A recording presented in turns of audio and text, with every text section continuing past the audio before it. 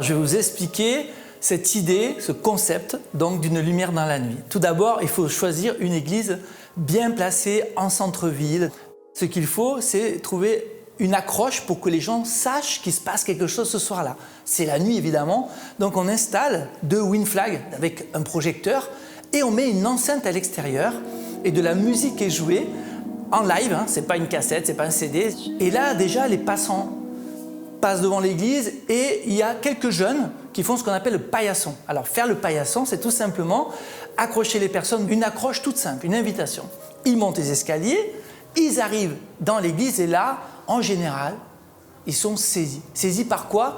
Par cette ambiance que l'on a créée dans l'église, donc un tapis rouge le long de l'allée, des petits lumignons le long de l'allée aussi, et puis surtout sur l'autel, le Saint-Sacrement, avec de l'encens par derrière, donc ça fait une ambiance un peu particulière. Et puis sur l'autel, une icône du Christ, je suis le chemin, la vérité et la vie. Alors quand les gens rentrent, ils sont un peu saisis, mais ils ne savent pas quoi faire. Et là, il y a une autre équipe qui est à l'accueil et qui leur explique les 4 petites démarches. Donc d'abord, prendre une bougie qui est gratuite, voilà, l'allumer. Ensuite, écrire sur une table qui est à côté une intention de prière. Et là, les gens ont toujours une intention à donner. Les gens sont très, très sensibles à cette invitation. Ils écrivent leur intention et puis on les accompagne s'ils le veulent ou ils y vont d'eux-mêmes. Ils arrivent devant l'autel et là, il y a une corbeille où ils peuvent déposer leur intention. Cette intention va être ensuite priée par les sœurs du Carmel et ils peuvent piocher dans une autre corbeille un verset de la parole de Dieu. Ils le piochent au hasard et comme le bon Dieu fait bien les choses, bien souvent ils sont touchés par telle ou telle parole qui correspond exactement à ce qu'ils vivent à une attente. Et ensuite ils repartent sur le chemin du retour. Parfois les jeunes ont eu un bon contact avec eux, ils veulent aller plus loin. Alors on peut leur proposer les horaires de la messe, on peut leur proposer une Bible en bref, un chapelet, peu importe, voilà.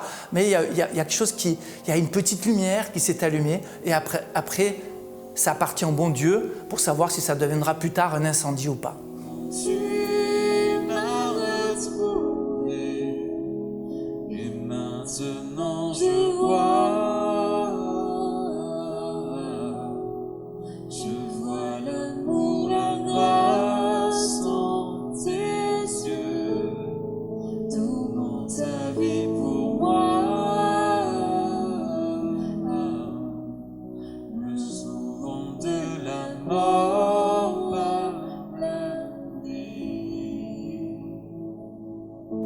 En ce moment, c'est la fête de la lumière sur Montpellier. Donc, à cette occasion, on profite qu'il y ait tant de monde pour le faire, mais on fait aussi avant Noël, avant la Toussaint, avant Pâques, voilà. On le fait régulièrement, c'est un peu un rendez-vous, une fois par mois. Et de plus en plus de Montpelliérains connaissent ce petit rendez-vous de la lumière dans la nuit.